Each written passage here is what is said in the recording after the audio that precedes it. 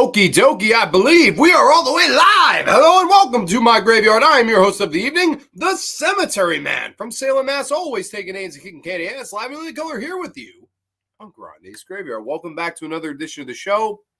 And for the first time in the longest goddamn time, welcome to a fan commentary. I know, I couldn't even tell you what the last fan commentary I did was because it's been so damn long, but I've done a bunch of them on the channel. I've definitely done like in the 10 to 15 movie range of doing live fan commentaries. I always feel like this kind of format shakes the show up a little bit from the standard, like, oh, I watched this for show prep and now I'm talking about it. This is kind of fun because you can sort of watch along with me if you're a fan of the film, or if you'd like to watch along, you know, that's always kind of a fun option. But yeah, no, this is one I've been meaning to do for the longest time too, because I love this movie. This particular movie is definitely in my top 20 of all time and probably my top 5 favorite horror films. The film we're going to be watching tonight and discussing live commentating on is none other than Wes Craven's The Last House on the Left. Yes, it rests on 13 acres of earth over the very center of hell. Gotta love this movie. One of my all-time favorite horror movies. This edition Arrow did is just, I cannot sing its praises enough. Of course, you have the reversible cover art here, which I'm a mark for. I like to, the way I always look at it is, if you give me the newly commissioned artwork on the box set cover, I will just do the original. This way I have both. I'm rocking both. Because I actually really quite like this new artwork a lot. I think it's nice. Like, I like that the three baddies are right front and center. I love the still photo of Jeremy Rain that they use. I don't know why. She just looks so sinister there. And, you know, of course, Mary Collingwood and the father. And I think this is some badass artwork. Of course, the infamous marketing campaign on the back, to avoid fainting, keep repeating, it's only a movie, only a movie, only a movie. One of the great, most brilliant marketing campaigns of all time in horror film history. And, you know, it's funny, a lot of people think this movie innovated it. It wasn't actually, believe it or not, the first one that I remember, and they're always, whatever you think is the first one, there's always somebody in the back who's going to go, no, it was this one. So I could be wrong here, but I believe, and it's a movie we talked about recently on the show, was Color Me Blood Red from 1965. That was a movie that used the classic, it's only a movie, only a movie, only a movie. So I thought that was quite funny. I was like, oh, damn, you know, here's a few weeks later. This is the movie that definitely made it famous. Like, when you think of that slogan, that campaign, this is the movie that comes to mind. I know there's a ton of movies after this that did it, and a couple before, but this is the one that truly made it famous. Of course, you have this awesome little booklet here, with Fred Lincoln on it, which I love that they have Fred Lincoln on there because I don't think Fred Lincoln gets enough love. And, you know, this is a ton of stills through the movie and stuff like that. And I don't know, I just love little stuff like this. Like, I love booklets like this, and I'm a big collector and I love the film. So it's something that I definitely, you know, recommend people pick up. To me, it's the definitive version of Last House on the Left. I have the old school, you know, DVD, and I know there are people that'll probably have the original VHS, which is something that I actually never even saw in stores by me or anything like that when I was growing up. And of course, I know they have, I believe, lobby cards on the inside here. Yes, they do. I can show these bad boys off. I'm a sucker for lobby cards like this. Get them closer to the camera. Of course, the two ladies.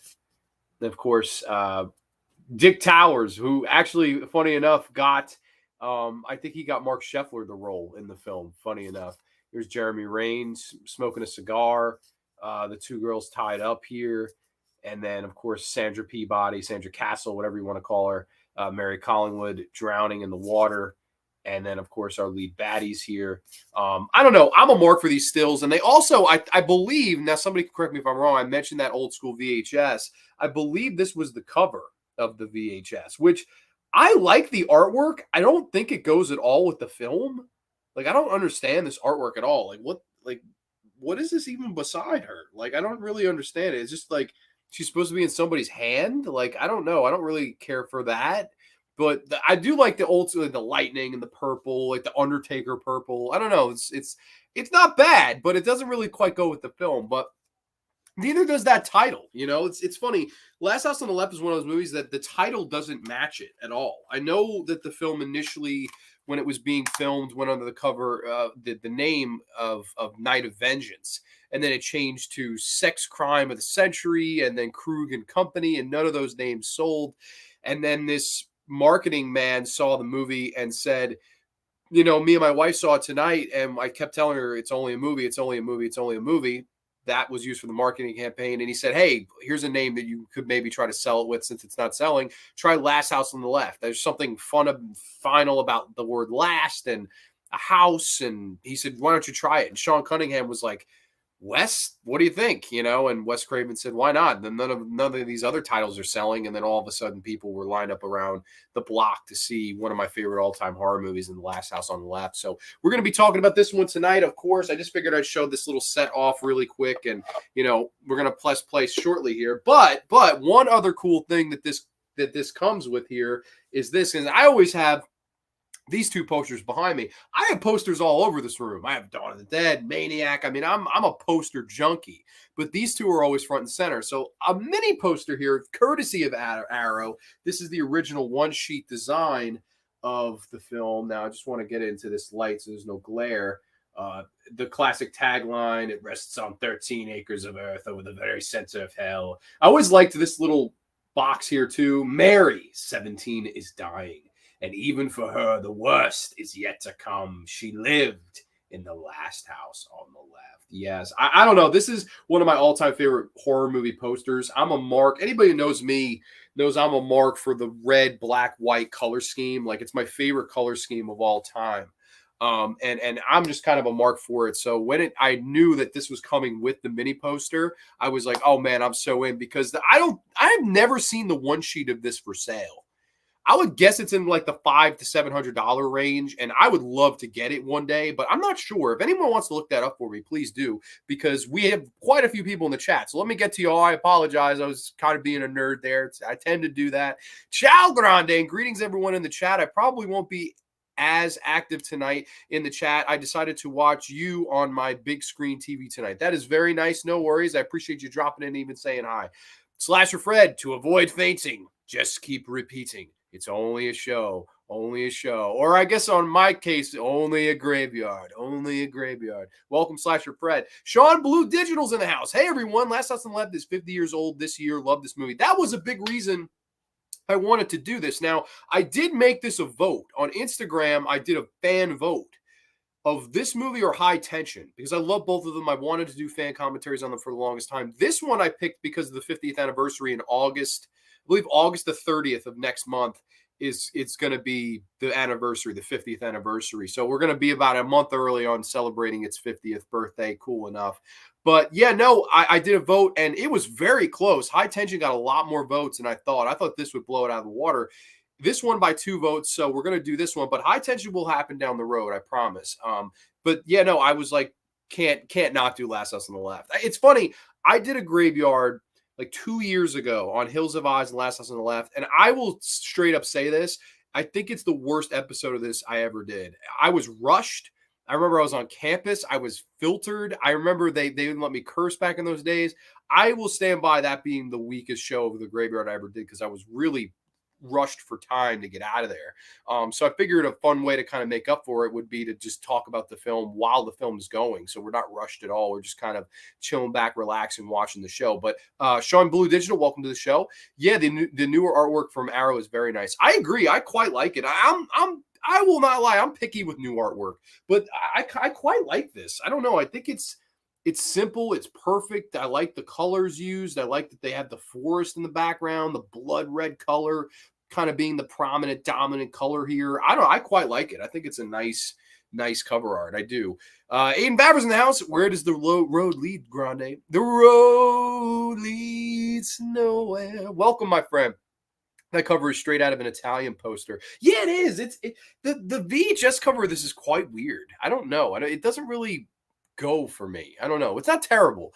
LOL, it leads to the lake. Yeah, I guess it leads to the lake. I think that the movie is a remake of the movie called The Virgin Spring. Yes, we're going to get into all of that. This is basically Wes Craven's kind of knockoff on that film. And then in suit, so many films kind of came along and knocked this off. And I actually have a ton of them to my right, which we can get into. I guess we could show them here. Why the hell not? We can just jump right into these. Of course, one that I always kind of love, the Florinda Balkan joint. She stars as a nun in this movie. I don't know if people have seen this. This is Last House on the Beach. Yes, Last House on the Beach from, I think, 1978. A good year for horror, of course, of Halloween and Dawn of the Dead and Damien the Omen 2 and Devil Dog, The Hound of Hell. I know too much about horror movies from the 70s. I'm sorry. I'm a nerd that way. I'm the youngest motherfucker that knows this shit. I guarantee you that. But this was, I remember really quite liking this. This was like an Italian knockoff of Last House on the Left, where Florinda Balkan played a nun and she's taking care of these two girls. And then basically these three fucking lunatics go in there and rape them. And one of them gets raped with a fucking cane. And it's explicit. I remember being like, holy shit, when I saw this. And I quite like it. Basically, in Florinda Balkan as the nun has to kind of go against her nun principles and become a fucking savage. I love this movie. Very highly much recommend this Last House on the Left knockoff. I like this Last House on the Beach. I think it's a different titled film in Italian, because this is just clearly like somebody saw this in America and said, fuck it, put Last House on the Beach, it'll sell. And of course, got me to buy it. So, I mean, whoever made that call was right. They also, of course, in, I think, 75, made Late Night Trains, which is another video nasty, or Night Train Murders. That movie goes under a bunch of different titles, directed by Aldo Lotto, who I don't really care for that movie. I've heard a lot say that it's better than Last House on the Left. I don't like it. It's basically Last House on the Left on a train. But the villains were not memorable. There's no dialogue. He shot a very giallo style. And I don't think that worked for a rape revenge film. Giallo is, you're going to do Giallo, it's murder mystery. Don't do Giallo rape revenge. To me, it just did not work. I don't know, maybe, I see that there's quite a few people that like that. I just don't. But another one that of course, David Hess even starred in, played a similar role to Krug, was Ruggero Deodato's House on the Edge of the Park. This is another film that really takes that kind of formula, and I, of course, David Hess, I think, does almost as good, if not better, in this film as the lead heel in Alex. And, just the sweetly, oh, sweetly, that creepy song that plays throughout. And when he's cutting the girl and singing, and I'll be homeward bound. I did a commentary for this. I did a live, I believe it was episode 99 of The Graveyard, a live fan commentary of House on the Edge of the Park. One of my all-time favorites. I absolutely adore this film. And then, of course, a really bad Last House on the Left knock, which was from the year this was from 2005. This was Chaos. I have this as a double feature with these old school, I believe this was Elite Entertainment, did these fun like drive-in horror movie double features where you could watch them in double feature mode. And of course, this one was directed by David DeFalco. If you don't know David DeFalco, he was like a busted, I think he tried to get into pro wrestling and he was kind of a bust, and he loved the genre as well. And he decided, fuck it, I'll try to remake Last House on the Left and up it, And of course, Angela 18 is dying. Even for her, the worst is yet to come. It's a blatant remake under a different name. And the film is like only an hour long. I really, really think it's a poor film. Like it's one of those where the director has like all these things where like, oh, Roger Ebert said my film was the worst of all time. Watch it. Like, he tries to sell it on the fact that people say it's a piece of shit. Don't fall for the gimmick. It's not a good film. And this is, you're talking to someone who loves exploit. I live for exploitation. It's just not it, man. It's just not. I don't think it's a good film at all. It's Kevin Gage is good as the lead heel, and I like him in films like Laid to Rest. But here, man, just crashed and burned for me. Don't like him. I had that steelbook with the artwork, but I sold it a while ago. Oh, that's cool, man. I gotta be honest. I think the artwork is nice. I don't remember what if it was a Best Buy exclusive or where that artwork came from. But I think it's quite nice. Let's see. The parents definitely had the prayer condition in that house. Couldn't help my soul to take reference. Hey, man, same director, right? Mateo's here. Ciao, Grande. Last House on the Left is so good. Lots of controversy when it came out because it was too real. Dude, I adore it too, man. I think it's really, really good film. So I'm excited to kind of kick back, relax, and watch it tonight. The original poster goes for either $200 to $600. Good luck. Yeah, no, I'm gonna stick with this mini poster for now, just because, like I said, I'm a big mark for this movie. So I'll stick with the mini poster for now. I would like it one day.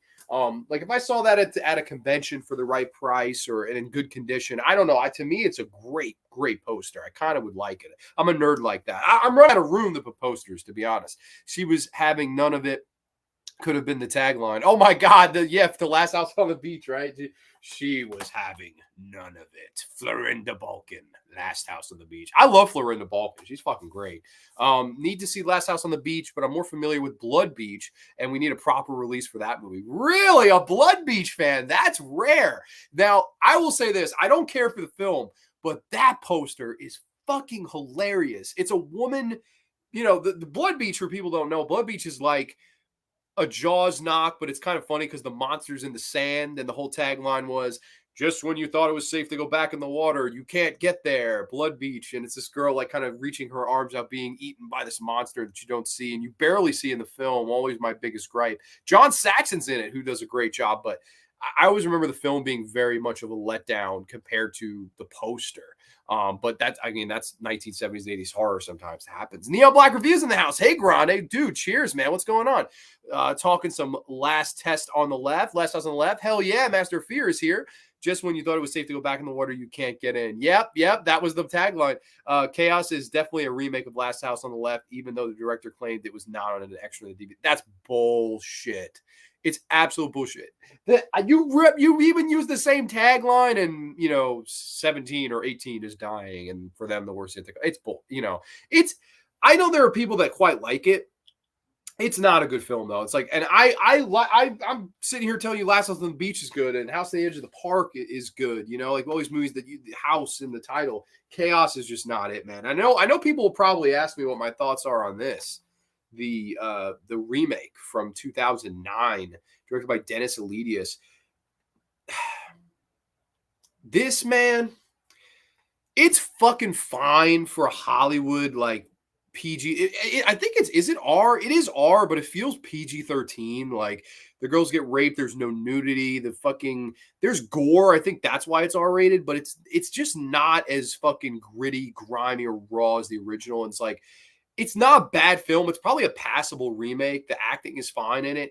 I think my biggest problem is the actors that played the heels are nowhere near as good as Fred Lincoln, David Hess, Jeremy Rain, Mark Scheffler. All four of them suck compared to those original four. And it's crazy because these were actual actors.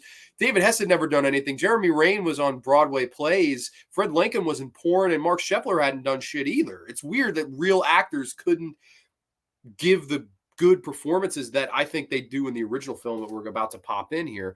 Aiden, that tagline is from a movie called Blood Beach. Okay, we're all talking about Blood Beach. Blood Beach is fun, and I haven't seen it in years. Definitely, man. I don't remember liking Blood Beach, but the poster, unbelievable. Haven't seen the remake in years and only watched it once and remember it was just okay, unnecessary like most of them are for sure. Not one of the worst, not a remake where I go, oh my God, it's a disgrace. Like it's not. It's just a Hollywood polished version of Wes Craven's film from 1972. That's what it is. And if you want that, that's fine. I would prefer this. But it's not like a remake I can't watch or I'm against or anything like that. It's nothing like that. But we're 18 minutes in. I've got a nice fat vanilla shake here. I don't know. We're just celebrating nothing tonight in the graveyard. So everybody, cheers. We're going to hit play in just a second. Oh, man, that is a fire fucking vanilla shake, I got to say. But okay, I've got the old Arrow Blu-ray popped in. We're going to be hitting play in, I'll do a little countdown, I guess. We can do a 3, 2, 1 if anyone wants to watch along. We're going to be watching all things Last House on the Left. So I'm going to be hitting play in 3, 2, 1. Press play. And let's just unmute the TV because I had it on the DVD screen. I think we're good now. True. This is based on true events. Not really. Nice shot of the water. Arrow did a nice 2K scan of this. And man, like I remember, I think Best Buy did an exclusive Blu-ray at one time of this film. And that Blu-ray looked good. This looks far better. And I'm sure Arrow has been re-releasing a lot of these movies on 4K, like they did the Hills of Eyes one. I'm sure this is next. I'm sure they will do this. But I got to say that I definitely think they did a good job here with this 2K scan. I don't know if this is one I would upgrade to 4K. Like, to me, it looks fine in 2K. Got to run. Just wanted to drop in and say hi. I definitely need to rewatch this, though. Great movie, one of Craven's best. I completely agree. Thank you so much. I appreciate your support as always, Brother Neil. Hope you have a wonderful rest of the weekend. Cheers to you, buddy. And now I want to make sure it's not too loud so we don't get copyrighted or anything. Right off the bat, I love how this is just like documentary style, like one shot after another. It's just it's wonderful to look at, man. We got it a little bit for the music, right? Music is incredible. Red text, boom, last house on the left, through the shower, very cool.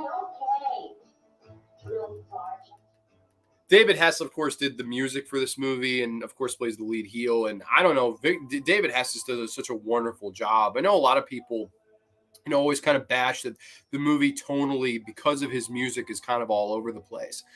I never really saw it that way. I think a lot of the music hits, man. Like Now You're All Alone and Road Leads to Nowhere and Wait for the Rain. And a lot of it works, really. I know there's quite a few of the songs that people go, oh, this doesn't fit here. And the song with all the characters' names in it, like, here comes Sadie, Junkie, and Dad, out for the day with the Collingwood Band. Like, those songs, I guess people don't like them. I don't mind it personally. I know that the soundtrack also comes with this as well. Here you have the parents who, funny enough, in real life now, like neither one of them ever did an interview for this movie, as far as I could see. I looked and looked and looked for show prep to try to find an interview with either one of them, and nothing. Now, Sandra Peabody is a different story because she is like horrified by her performance in it, apparently. So now she doesn't do a lot of interviews for this movie. Finding a video archival one, forget it. There's none on all the features here, nothing. But she, in a written interview, claimed that she was ashamed of her performance in the film. She felt she was too young to do this. I believe she was on a show, a soap opera called like As the World Goes Round, something like that. Like As the World Goes Round. It was like a daily soap opera. She was on that a lot. She was also in plays. And she felt that she was just not good in the film. I beg to differ. I think she's one of the best things in this film. I love her in it. Of course, she took the alias of Sandra Castle, not Sandra Peabody, which is her real name. Of course, she would be in other 70s films. Like, I believe she was in The Cult of Satan, or is it? Yeah, I think it's Cult of Satan, where, that I remember being a poor devil film. But she was like an extra in the background at one point. I'm like, holy shit, that's fucking the girl from Last House on the Left. Like, just kind of pointing her out of nowhere. Kind of cool. I've noticed that even though it's a horror movie, there are comedy elements, especially with the two cops. Yeah, they try the relief elements, and those elements really ruin this movie for a lot of people. I just am not one of them. I don't really let it ruin a movie for me. It's just not one of those movies where I let that ruin it. The Road Leads to Nowhere, Now You're All Alone, Wait for the Rain, definitely highlights. Dude, those are all great songs, and people hate the soundtrack. It's weird. I have a feeling Wes Craven's Two Goofy Cops and Scream 4 were an homage to the cops in Last House. I actually know for a fact that the two bumbling cops in Halloween 5 are an homage to this, because weirdly enough, of all the things to take out of this movie and rip off, fucking the director, what's his name, Dominic O'Finnan-Gerard of Halloween 5 decided to rip that off. Like, just odd. One of these days you should review some of Wes Craven's TV movies. Summer of Fear, of course, Imitation to Hell. He did a few. Imitation to Hell I remember being quite terrible. I think Summer of Fear just got a really nice addition from Vinegar Syndrome. And right here you see our girls, they're kind of playing by the water. And I believe most of this was shot in Connecticut. And cool enough, the exteriors of a lot of the shots, like of the villain's motel, which we'll get to, or apartment, I should say, that was shot in New York City. Cool enough. I also read that there was some of this shot on Long Island, and I would really like to know where, because I'm not too far out. I don't know. Part of me would be like, cool, like this filming scene where they're on the big rock, they couldn't find this, so I don't know if it's where the hell this is. Maybe this was Long Island. Like, who? I really don't know. Most of it was Connecticut. I believe they shot 5 weeks. It was like a 5-week shoot, 23 days of filming, and they did 1 week in New York, got kicked out of where they were filming, and then moved to Connecticut to, film in the woods, and basically that was the rest of the filming. But I don't know, I always thought this kind of landscape was very nice. It kind of reminds me of the woods in the intro of Tales from the Dark Side, just like that beautiful green trees. And I like how this movie kind of sets up. Like, it starts off all innocent and peace and love and all of these things. And then, you get the movie that you get. about 30 minutes to 40 minutes in, it just turns on its head. But I like that the movie starts off really, really innocently. Like these two girls having a nice day, walking through the woods, talking about drinking and smoking and, getting with boys and really entering womanhood, right? Like, I mean, that's a big part of this movie is these two women that were just at the beginning of the peak of their lives. And then, of course, David Hess comes in and has other kind of plans. And unfortunately for them, they do not make it. Halloween 5 was definitely that case. I'm sorry, man. That's the worst Halloween film. Hey, now I hear you. I don't agree, but I definitely hear you. And I know a lot of people would agree with you. Lucy Grantham, funny enough, this is who plays the other girl. She thinks that it's a great movie. Like she'll come in interviews and say, "Oh, I think it's one of the best movies," and all these things, and she'll praise the film. There are people that were connected to this that bury it. Fred Lincoln, funny enough, he was a pornography actor, and he did almost exclusively pornos other than this movie. But he claims to this day that this is the most shaming film that he ever did. He's like regrets making the movie, wishes he could forget the movie. He was pissed that his name was not on the poster, funny enough. I mean, total bad blood. He's not a fan of the film, even though, all the guy did was adult films his whole life, weirdly enough. But I always thought that was kind of funny that some remember it as a great movie, just like, Lucy Grantham. Others think it's a bad movie. Like Jeremy Rain, I'm pretty sure says it's one of the worst movies ever made, which is, it's a shame. Like at least her family told her that. And she seemed in interviews to always kind of be ashamed of this film. I think she's happy that it has a renaissance and people like it.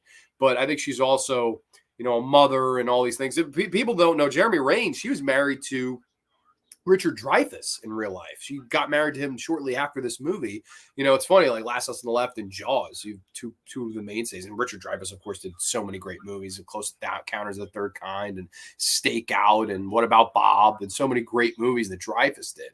But, it's crazy. They got married, had a family, and she kind of didn't do much acting other than this. And here's an exterior shot of New York City of Krug and Mark Scheffler here, which is right outside of a bar. It looks like right in the city. It's funny that their apartment in the film, it's right across from a police station in real life. And if you listen closely, you can hear police sirens in the background when you're like, what the hell? What escaped convicts would get an apartment across the street from the police station? Just kind of funny thing that I always kind of thought was funny about this movie. I've noticed that even though Krug and Junior are father and son, Junior never calls Krug father or dad. Exactly. No, because it's not that type of relationship. It's very much a, not a father and son. It's a kind of mentor learner thing where Junior wasn't evil. Junior was just a junkie. Krug was evil, man. And the apple did fall far from that particular tree. He was into drugs and stuff, but he was not into hurting anybody. If you even can watch, there's a point where he tries to stop them. He's like, stop, you're going to kill somebody. Like, you got to take it easy. And they're like, what are you going to do about it? And of course, the whole finale with their character will get there. I saw a past Wes Craven interview lately, and he was discussing his career and said he was happy he finished Last House, but one he didn't rewatch. I know a lot of people have a really hard time with this movie. Like a lot of people think it's like unwatchable or, in bad taste or all these things. I don't really see it that way. I feel like the genre now, when you're comparing this movie to it, like to me, this movie is still effective and it earns its reputation and it still stands on its reputation. Like this is still a disturbing film. It's uncomfortable. It's horror done right. But I think in a world now where we live in a world where there's a Serbian film and the Vomit Gore trilogy and the Guinea Pig, like all of these horror films that just literally are made for shock value. I don't know how bad or hardcore this is still uncomfortable. It's still effective, but I don't think it gets to the distasteful point. I don't think it goes past the crossing the line. At the time it did though. At the time it did. That's the thing you have to kind of realize with a lot of these films are the era that they were made. If you see this in 1972, there was nothing really like this. Virgin Spring is like a 14th century Norwegian folktale, where the revenge isn't gory and the revenge isn't so sweet or there's no chainsaws. There's no, teeth getting taken out or throats being slashed or rape. None of that. Well, there's rape in that film, but, it's not as it's much more primitive than what this is. I think at the time this was really the cutting edge of the horror genre, and 50 years later I'm still here sitting here talking about it, and that goes to show you how important that this film is. I just don't think it's distasteful like a lot of people. I know there are people that feel that way, and for me, I just don't like people feel that way about Cannibal Holocaust as well, and I understand. But this, I don't know, like I always kind of my argument is it's only a movie, right? Like nobody really got hurt on this film. Like it's not like a Notorious where the director treated them like shit and animals were murdered and X, Y, and Z. That's not really this movie. It is just a movie. And here you see the girls are buying ice cream floats. This is New York City for sure.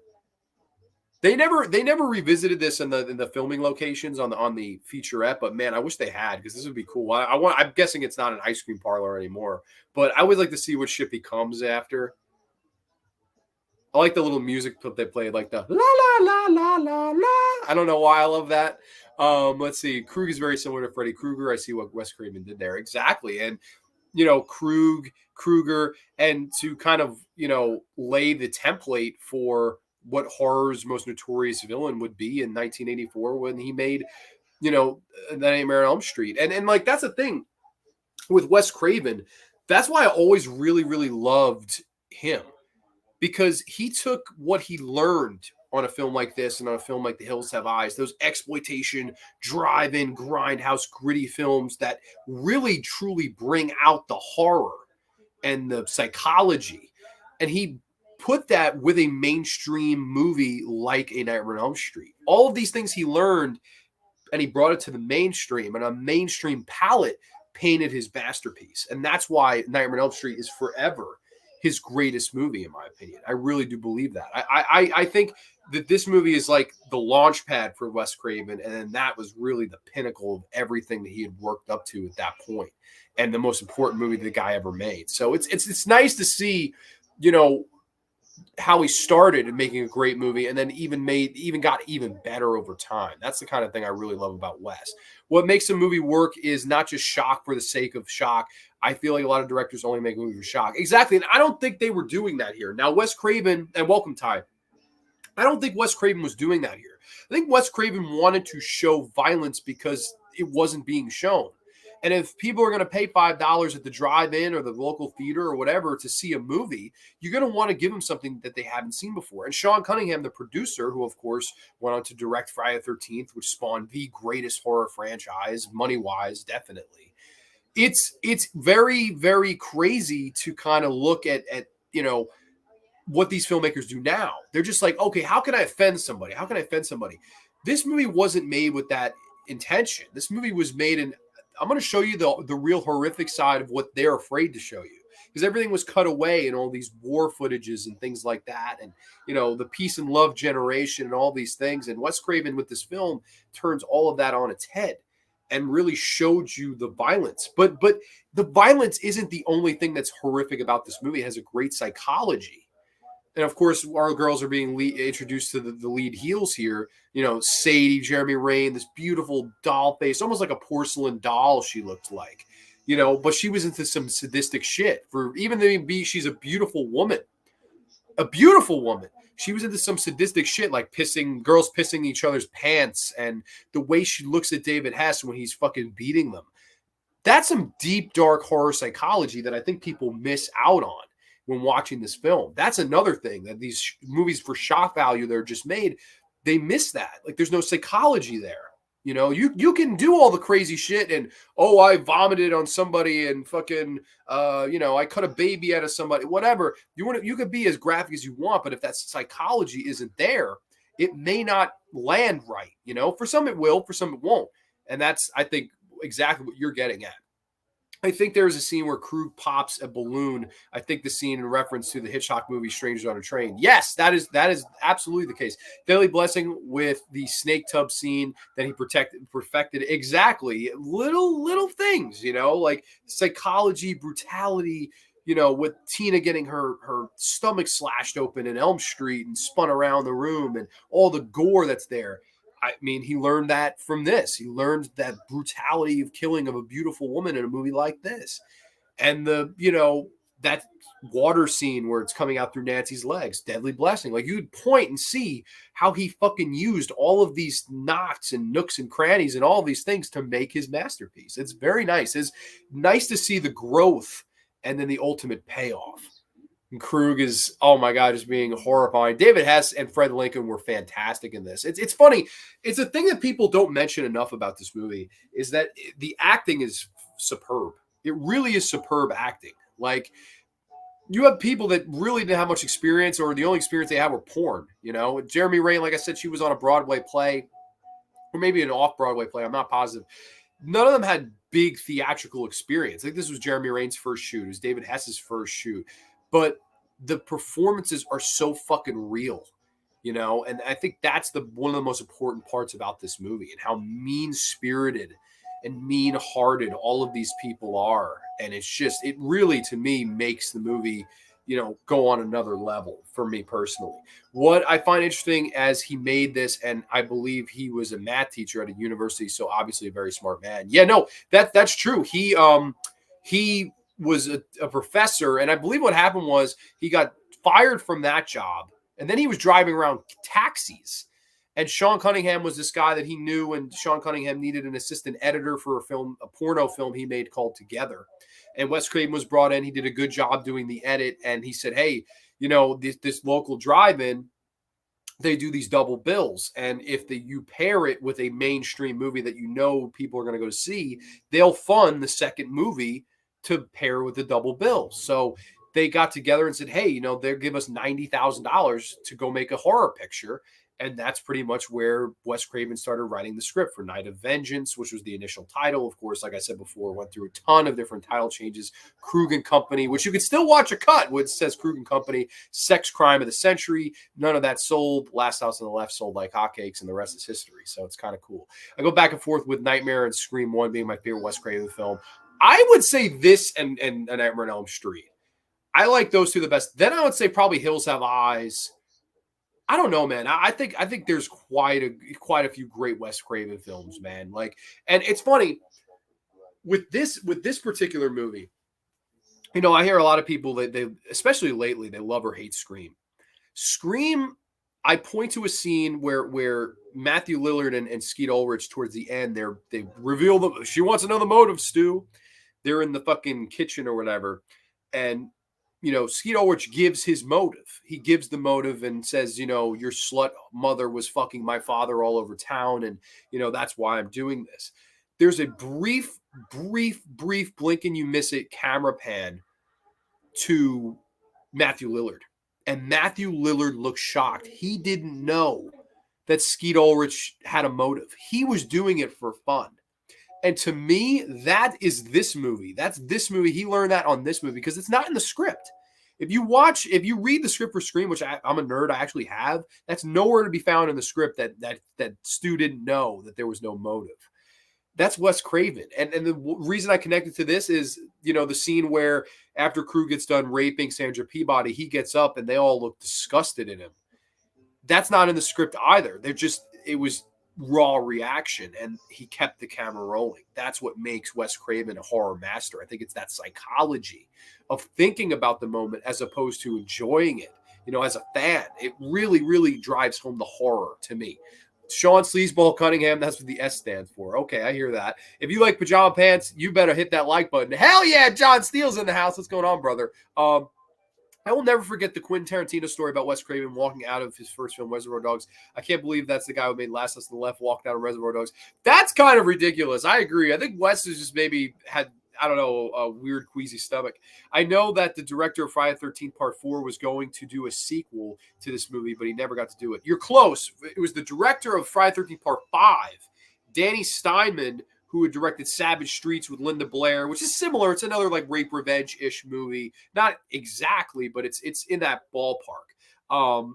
That was a really fun movie, Savage Streets. Then Friday the 13th Part 5, I love, of course. Just a sleazy, fun Friday the 13th film. My favorite Friday the 13th film, much to the dismay of everybody. But they wanted him to direct a Last House on the Left Part 2. They were going to bring back David Hess as Krug, which I don't understand how, because he gets killed in this. Apparently, now I'd never seen this with my own four eyes. there are VHSs out there that show a like coming attraction to it, like next year, from the man who brought you Friday the 13th Part 5 and Savage Streets, The Last House on the Left Part 2.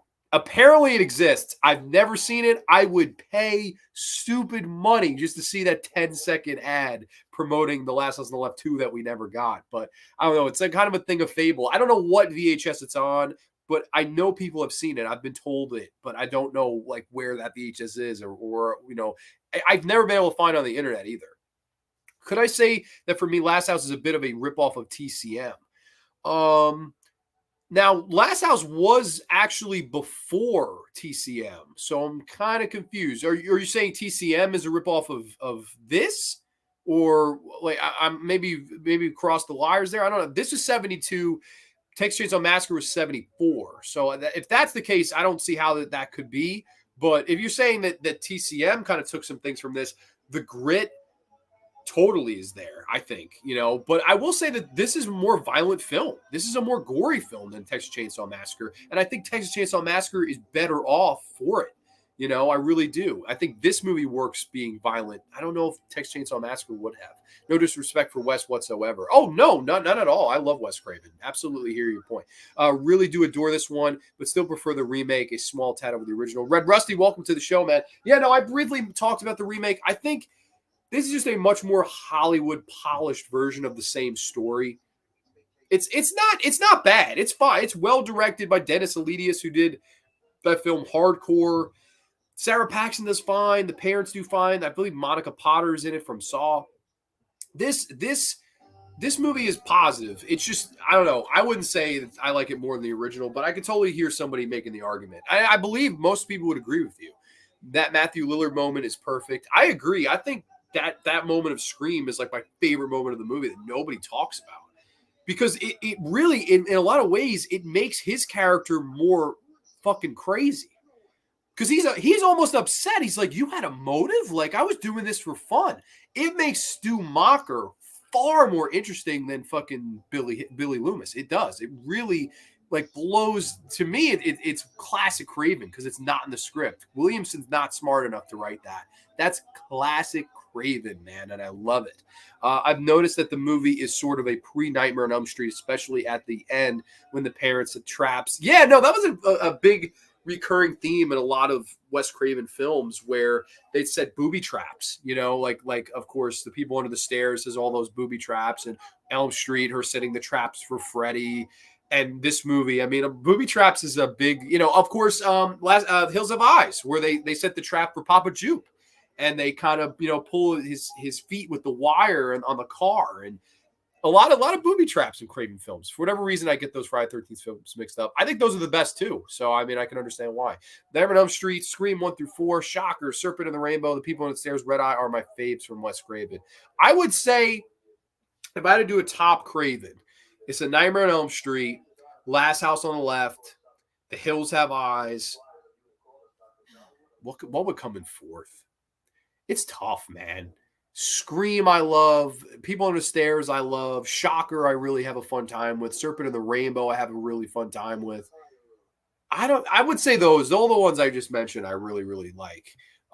Sometimes I fucked up. That was the one of the cases. Dude, no worries at all. I hear you, man. Last House on the Left and Hills Have Eyes are good. I don't rewatch them often. Honestly, I like the Hills Have Eyes remake better. See, I've heard so many people say that, and I really don't get that. I like that remake. It's fine. Alex Aja does a great job, but no way do I find it even half as good as the original. I think, you know, the difference between this movie, it's funny. The remakes, it's funny because Craven produced both remakes. He produced this. He produced the Alex Aja Hills Have Eyes. I don't think either one of those movies are able to capture that same 70s grit, obviously because they weren't made in the 70s. But to me, they're both Hollywood, and in a bad way, because the Last House on the Left and the Hills Have Eyes are everything Hollywood isn't, and that's why I love the movies. You know, Hills Have Eyes, I love that Michael Berryman actually had deformity, like you casted people that had actual deformities and things would think them wrong, like wrong with them. To me, that's so much more better than slapping prosthetic on, what's his name? Not what's his Derek Mears. And like I just don't care for that, man. And the whole subplot of the Hills Have Eyes remake where you people dropped your bombs and we all got mutated. Fuck that shit, man. No. And there's like 100 of them. There's a whole village of them. No way. Like it's Pluto, Papa Jupe. This is Mars. Ruby. I love the original Hills of. I don't know. Maybe I'm just a mark. Like I just love the original. To me, there's no way it even comes close. But I do think the reason people like it more is because it's more mainstream. It's a more Hollywood approach at that story. And I think that's why a lot of people gravitate towards the remakes of these movies. Of course, Last House on the Left and The Hills Have Eyes.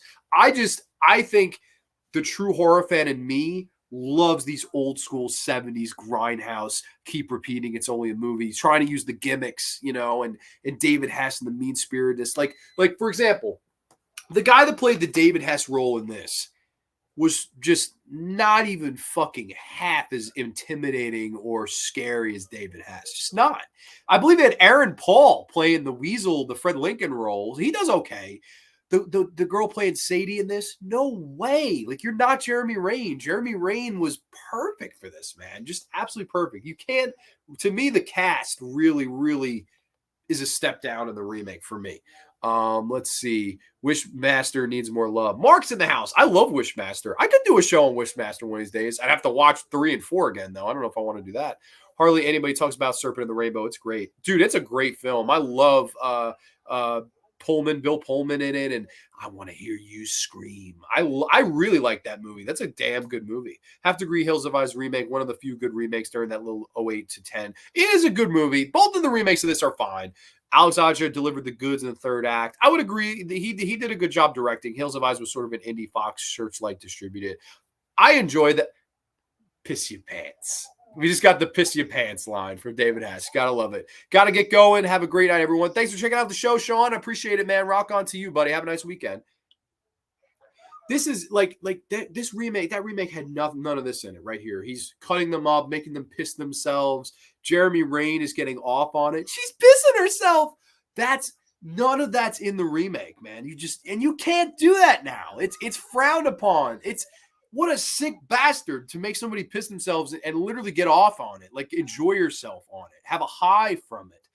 That's fucking disturbing, man. And like, that's why I appreciate 70s old school horror, because you're not going to go there now.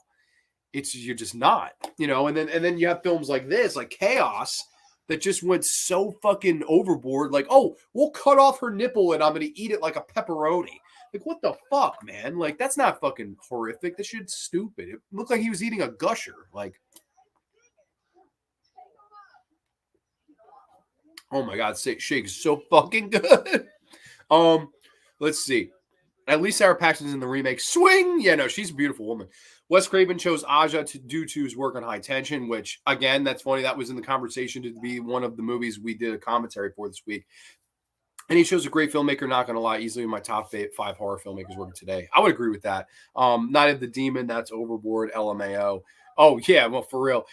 Burial Ground Vibes, Mama, LMFAO. Yeah, no doubt, man. I don't know. I was showing before. I don't know if John Steele or Red Rusty were in the house, but I showed some of the Last House Knocks. Chaos, of course. This is, of course, Florinda Balkan joint, The Last House on the Beach, which I love this movie. A fucking girl gets raped with a fucking cane, and then a fucking nun played by Florinda Balkan has to kick some candy ass. I love that movie. Of course, House on the Edge of the Park, which I know a lot of people also say this is better than Last House on the Left. Of course, Night Train Murders, which, again, actually that one I don't like. It's an Aldo Laudo joint. Don't really care for it.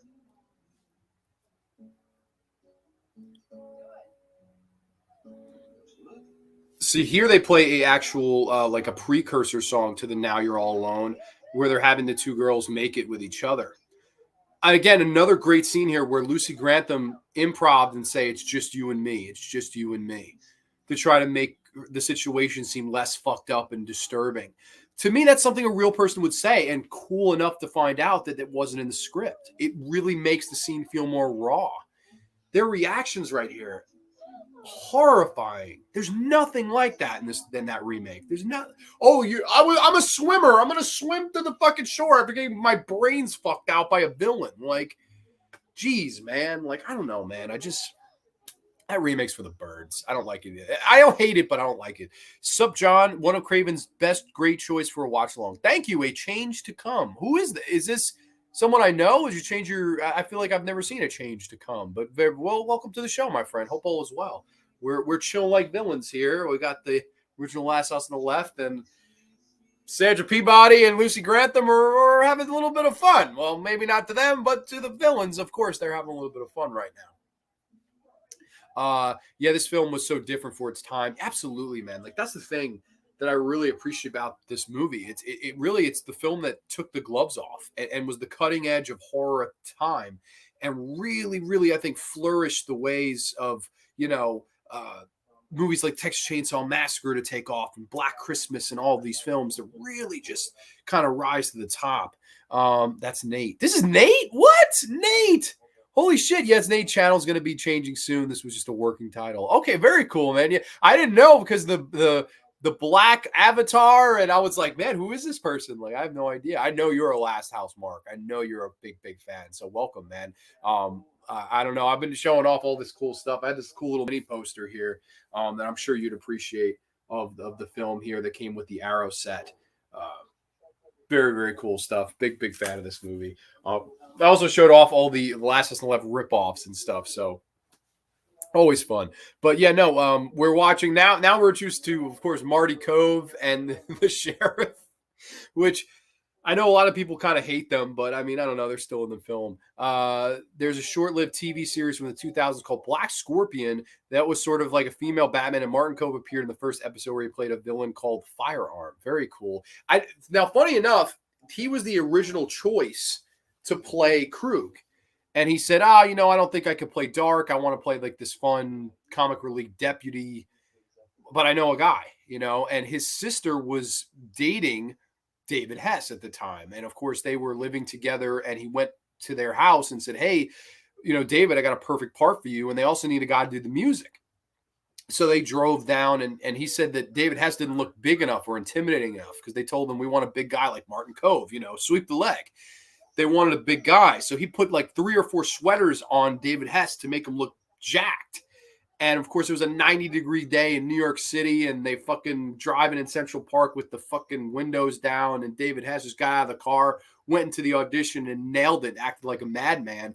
And Sean Cunningham, Wes Craven said, you got the part, buddy. And he said, by the way, I write music. And they said, oh, really? And they said, would you want to do the compositions for the movie? And they said absolutely. And so he did the music. So very cool stuff. Yeah, I mean, this really showed the reality of horror. Absolutely. Dope as fuck. Thank you, man. Yeah, no, we got a lot of cool stuff. I was showing up these too, the Last House on the Left ripoffs. Of course, Last House on the Beach, and House on the Edge of the Park, Chaos, a lot of the Last House ripoffs. I also showed off the remake, which a lot of people seem to like.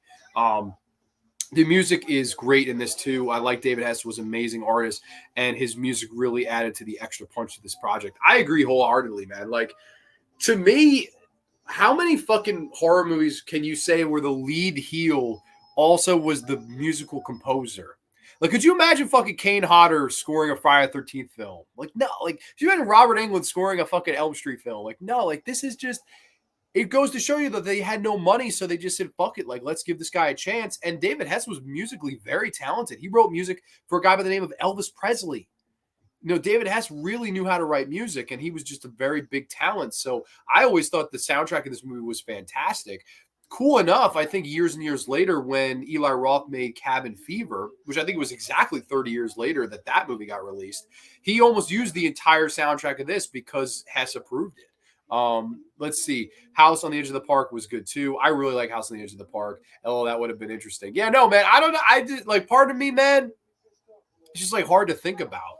Like, it's like, wow, like, what the hell? Kane Hodder over here doing an opera. Dude, yeah, Kane Hodder replacing Harry Manfredini for Friday 13th, part 13. I mean, that would be something. But I actually hope they give it to Harry because I love Harry. Harry's fucking great.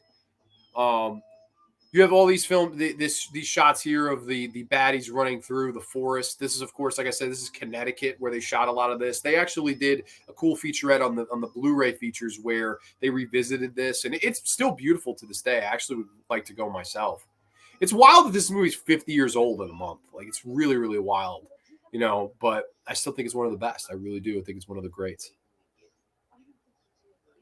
This scene I think is really good too. Sandra Peabody's trying to convince Mark Scheffler to like let her go away, and she's like, "Here, I'm going to give you my fucking peace cross, and I'm going to set you free, and all of these things." And I like that too. It's a desperation toss because all the villains are kind of away. She probably could have made a run for it here. I mean, I don't think this guy would have done anything. He's a junkie, not really evil.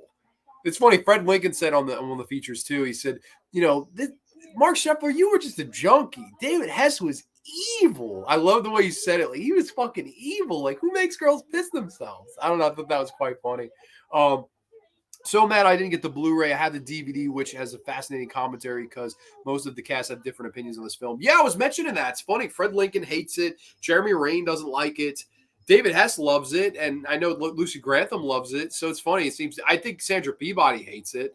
It's one of those movies that not everybody is kind of in agreement. Usually people kind of bullshit you, even if they don't like a film or whatever. Like Betsy Palmer, I always know she infamously didn't really like Friday the 13th. Like, she didn't like the script, and she was like, oh, nobody will see this. And then, fast forward all the years later, she's at conventions making all this money. I think she probably came around on the film. Like, wow, I like it now. But no, Fred Lincoln did all this porn, and this is to this day the most ashamed he ever was of anything he ever did, which to each their own. I don't know. I wouldn't be ashamed of this because I think Fred Lincoln does a good job, man. He's fucking scary too. I would say that, like, without Fred Lincoln, I don't know if this is the same film. And I do agree that I know he had the big gripe, like I was saying before, his name's not on the poster.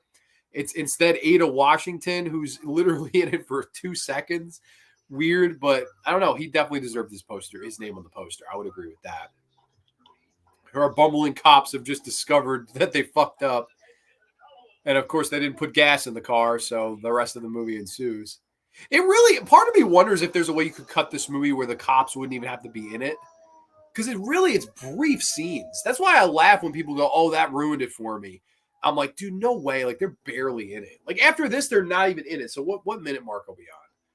We're on the 38-minute mark of an 84-minute movie. You barely see it. I don't think you see them hardly at all again. You see them once trying to get into a truck, and right at the very end. I mean, it's brief.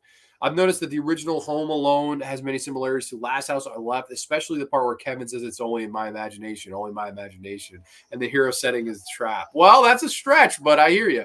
Yeah, when you look at how low budget this was and how limited the resources were for this movie, everyone in the cast and crew did an amazing job. Film. I love the cinematography. I had never heard of the cinematographer before. I'm not sure what he went on to do, if he wanted to do much.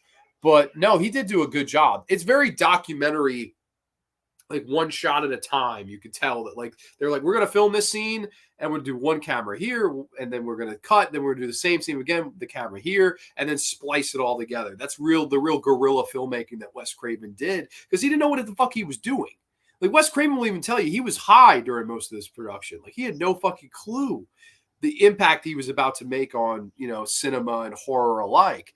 But that's like I've been saying for the past few weeks, whether it be Texas Chainsaw Massacre or whatever, it's just something you kind of fall into sometimes.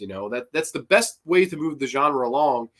Like I said before, was not to really try to. It's just to kind of just go out there and do what you want to do. And, sometimes you strike gold. And this was one of those times. I would like to go to these locations, though. It looks very fun. Like, not quite upstate. It looks like more artsy woods than upstate is, but I don't know. It looks quite nice. I don't know. I've never been to Connecticut, I don't think. But they visited these locations on the extras. I think this chase is very raw too, because it first has this really up-tempo music to kind of raise the tension, and then eventually there's the great jump scare with Krug and the machete. And that, I remember the first time I saw it, I fucking jumped, man. I don't know why. First time I watched this, there was a part where the son blew his brains out. It was really shocking, and David Hess was creepy in this movie. Oh, man. No, that part gets me, too, because he's telling his own son to fucking murder himself. And, because he's like literally like, your disappointment, you're not as evil or bad as me, blah, blah, blah, blah. You know, it's horrifying. It's a very psychologically fucking damaging film. Here she's in the graveyard, which this graveyard still is still there. All these tombstones still there. All these years later, 50 years later, it still stands. And then now the machete jump scare. She sees help. She's help. Oh, help. Gotta love it. You know, it's also it's a primal of using nature and kind of turning it on its head. Oh man, that jump scare is so good. You see that machete again? That machete jump scare. How many fucking horror villains, Jason, etc. Borrow from that. It's a very important film. I love this. They kind of corner her, and she's looking around. She knows she's doomed here. Oh, horror done right, and she just doesn't get stabbed from the front, stabbed in the back. Oh, I love the bloodshot too. There's no screaming. There's no help, help. Just stabbed to the back, crumbled to the feet. No sound at all. No music or anything. Just defeat. Like brutal, man. And they're kicking her down. Horror done right, man. It's fucked up, but it's horror done right. And what's really sad is there's dads like that. Well, geez, let's hope there's not dads like David Hess's crew, man. I would hope not, because shit's disturbing.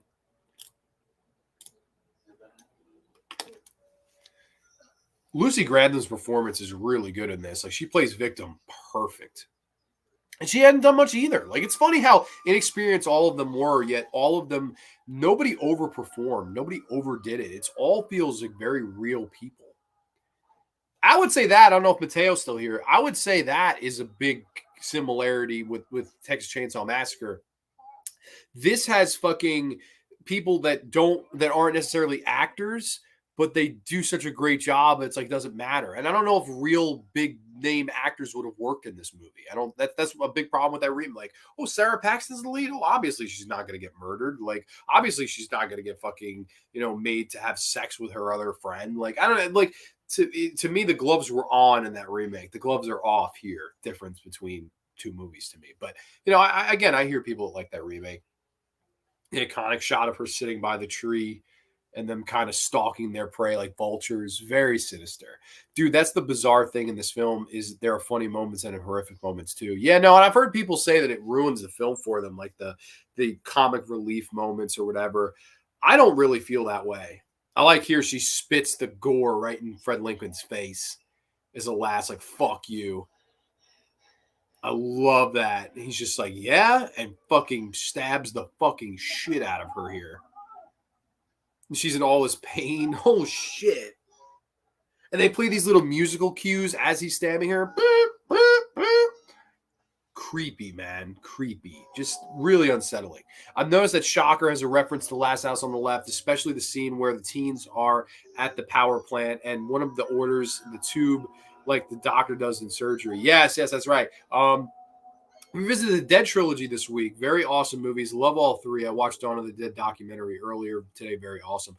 Oh, man, if it was the Dead Will Walk documentary, that's one of my favorite documentaries of all time. It's just that's my favorite movie ever, too. So it's like one of those things where I'm a sucker for it, I would one day love to get that 4K of like, all the set. But like, it's a shame because the region-free part of it is only the movies. You can't watch the features. You have to have a Region 2 player, and I don't really feel like buying a Region 2 player. Maybe one day they'll re-release it in Region 1 and I can see those new features that they recorded, because they apparently got like Richard France, they got the eye patch. I would love to hear what he has to say about Dawn of the Dead, because I love that part. Small part, but man, he does a great job.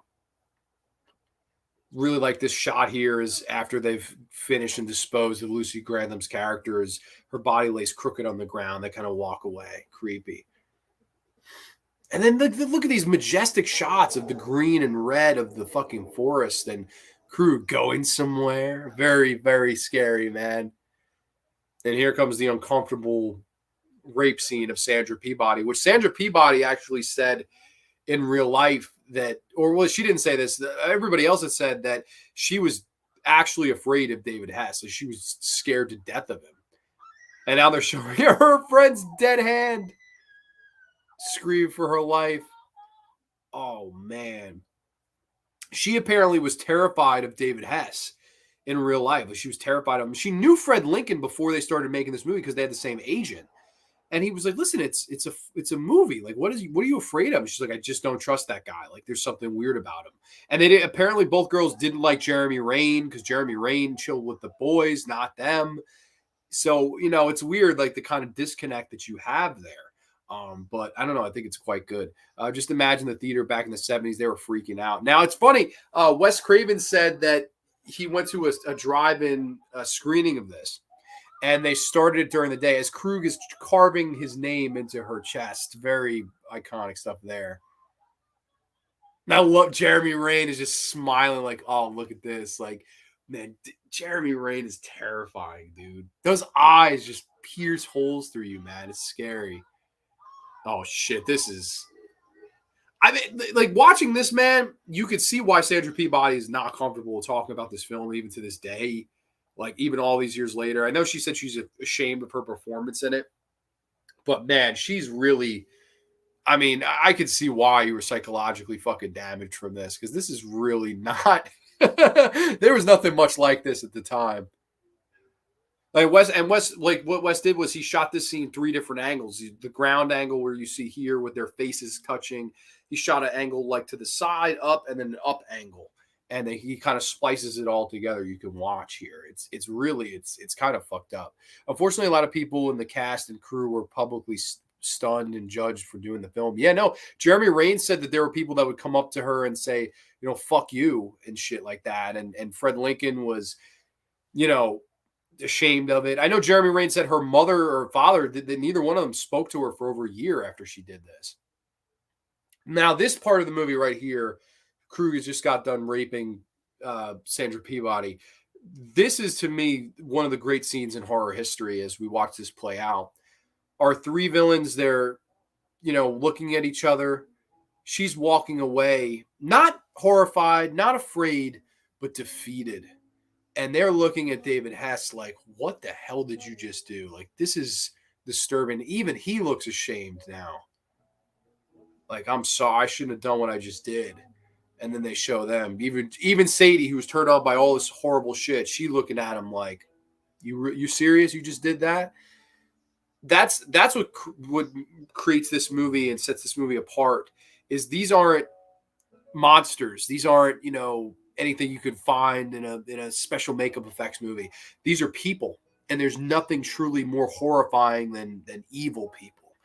And these people realize that they had just done something so crossing the line and evil, but they have to move on, And I like how Sandra Peabody, she doesn't freak out or try to make a run for it. She's already over. She might as well be dead. It's that submission, her giving up, to me, that makes this one of the great scenes in horror film history. It's truly phenomenal as she's now walking down to go enter the pond, and not to escape like in this fucking remake where, "Oh, I'm a swimmer, I'm gonna swim across." No, that's so Hollywood horror movies. No, she's defeated. Her life was over. Even if she survived, even if they said, "Hey, we're gonna let you go," there was no ever going to be psychologically recovering from this, because David Hess just took her womanhood before she even got to know what it was. This is a 17-year-old girl. The world was hers. A concert, smoking weed, meeting young boys, and having a good time with her friends and drinking. The world was hers, and David Hess took it from her. That's horror done right, man. I'm sorry. This fucking movie, no. Like, no way. And then should we get the gunshot? We could up it for the gunshot, right? Oh, down goes Mary. I'm sorry, but that to me, that scene makes this movie. Like, anybody goes, "Oh, fuck Last House on the Left," I'm like, you just don't. I'm sorry, man. I just disagree. Oh yes, I love being evil. No, same. I completely agree. Yeah, it is. It's It's heartbreaking. But to me, it's horror done so right, because it's just, there's so much that goes into that scene that people forget.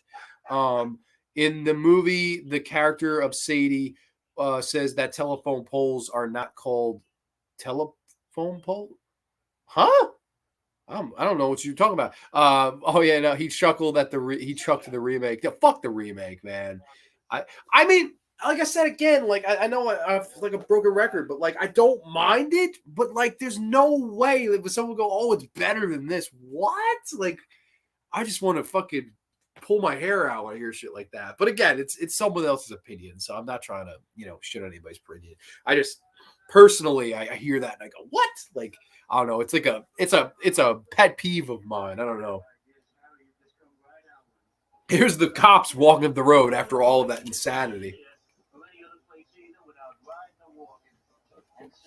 It's always kind of cool to see Martin Kove in this. Like, as much as people don't like the cops, I always kind of think it's funny to just be like, "Oh, that's fucking Sensei right there." Like, I wonder if he ever regrets not doing the David Hess part.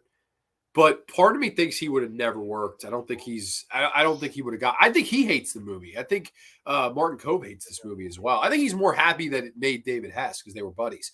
Reminds me of My Bloody Valentine remake. People prefer that over the OG. I'm like, oh hell no. Yeah, no, like we had people before. I don't know if they're still here. I might have lost them because I didn't. I didn't agree that said that the Hills Have Eyes remake is better. And like I don't know. I feel like there's very few remakes that are better. And like to me, especially ones that where you're remaking films from the 70s that were, you know, so different in tones of how they were being made. Like, this movie had no money. Hills of Eyes had no money. Texas Chainsaw Massacre had no money. They all had no name actors. That's why they work. They all gritty. They all feel forbidden, casting people real deformities, using horror psychology. I think that's the big thing that I really see with these movies as opposed to those. Now I know those people who like the remakes better, they could argue, oh well, at least there aren't two bumbling cops, trying to climb aboard a fucking truck with a pigeon coop on it or a chicken coop or whatever. That I hear, I understand that. I don't know. I personally, I think all the other stuff in this movie is so good that I can overlook that. I don't. That's just me though. I don't know. My B Valentine remake is straight ass. Yeah, I'm not a big fan. Yeah, no, it's not. It's the original My Bloody Valentine. It's like one of the best slasher films ever. So again, it's like it's hard. I don't know. There are very few remakes I fucking really like and would consider like up there with the original. There's just so few. I don't even know if there is one. Like I always feel like it's a cop out saying The Thing or The Blob because those are remakes of 50s horror films, where most of us, at least me, I'm much, much, much more into 60s, 70s, 80s horror, and then you remake something from the 50s. It's like, okay, I'm not as hardcore on 1950s horror as I am on 60s, 70s, 80s, even 90s, 2000s. I'm just not, so those I feel like it's a cop out to say, like, what is the best like remake post 2000? That's a real question. Like, I don't even know what my answer would be. I would lean towards Zack Snyder's Dawn of the Dead, and that's crazy because I love the original. It's my favorite movie, but I think what he kept worked in the spirit of the original, and I think what he changed worked in the essence of making a entertaining, fast-paced, hardcore zombie movie for a new generation. So that's one I lean towards. In this movie, there's a dream sequence. Wes Craven later used dream sequence. Oh, of course. Yeah, absolutely. Dutch angles done right. Yeah, no. I don't know. There's something about these older films that I like and gravitate to way more than these like big budget Hollywood remakes. I just do. And I know it's funny because people go, oh, well, Wes Craven gave his blessing to the remake of Last House and The Hills Have Eyes, but I don't know. I don't see what I do with these films here. Granted, they're a lot better than the Elm Street remake, right? Where he had no blessing on it and they fucking destroyed it. It happens. It really does happen. It could always be worse, I guess. It could always be The Fog. It could always be the fucking, Elm Street remake. It could always be Psycho remake. It could be worse. Though, like, that's why I can say Hills of Eyes and Last House remakes are passable movies on their own. Like they're definitely passable and better than that shit. Friday 13th remake and Evil Dead were okay. Nothing spectacular, though. The Evil Dead remake got the gore right, but everything else, I don't know. I mean, I'm glad they didn't have Ash. I'm thrilled they didn't have Ash. I mean, that's one positive I could give it. I think because I don't think anybody could have played Ash like Bruce Campbell. So just don't have Ash in the movie. It's the smartest thing they could have done. I just don't think those movies had the creativity with the camera work. They used CG. The Evil Dead remake is passable too. It's just, again, like can you really remake Evil Dead? Like, I don't know. Part of me feels like a lot of these movies should just be untouched, but now you're in the ballpark of where everything is fucking remade. Like there's some that I'm surprised haven't been. Like Hellraiser, I'm very surprised there's never been a remake of Hellraiser. I'm very surprised there's never been a remake of Jaws. Those are two that really jump out to my brain where I'm surprised there's no remake. Of course, now our lead heels are in the house, the last house on the left, if you will, all dressed up in suave. Krug with his hair slicked back. Sadie in like a flower dress thing. Very fucking funny considering all the shit we just saw them all do. I do like the simple premise of taking somebody's family, I'm murdering their children and their friend, and then going to have dinner with them because it's raining out. Like it's so simple, but so effective once the parents figure out what's going on. Jeremy Rain's eyes are just like, holy shit, man. I wish she could have been in like some Fulci movies and shit. Like she has Ennio Peroni like eyes. Like just those glowing green eyes just pierce a hole through you, man. Remake of The Exorcist. Yes, that's true. That's coming very soon. So the parents know something was up during the dinner scene. So they basically what happens here is they know that they're acting weird, but they don't know something's up until they see the necklace that's around Mark Scheffler's neck. He's getting sick in the bathroom, and she sees the peace sign that she gave to him, and she goes, "Oh my God, they didn't come home."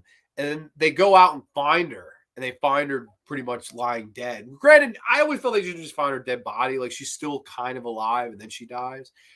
But yeah, you kind of get the picture there. They know something's up, but they don't know yet. They only find out when he's getting sick in the bathroom. She sees it.